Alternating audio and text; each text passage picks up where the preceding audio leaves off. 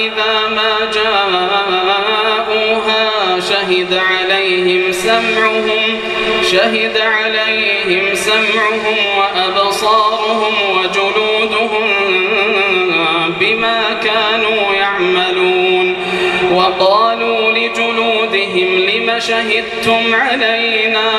قالوا أنطقنا الله الذي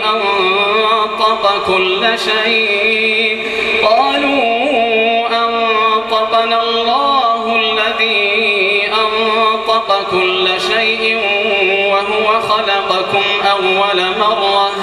وهو خلقكم أول مرة وإليه ترجعون. وما كنتم تستترون أن يشهد عليكم سمعكم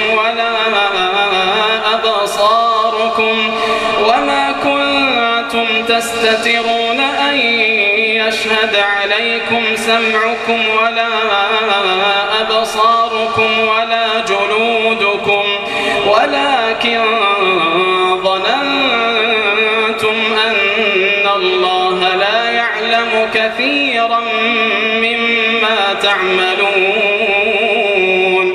وذلكم ظنكم الذي ظننتم بربكم أرداكم فأصبحتم من الخاسرين.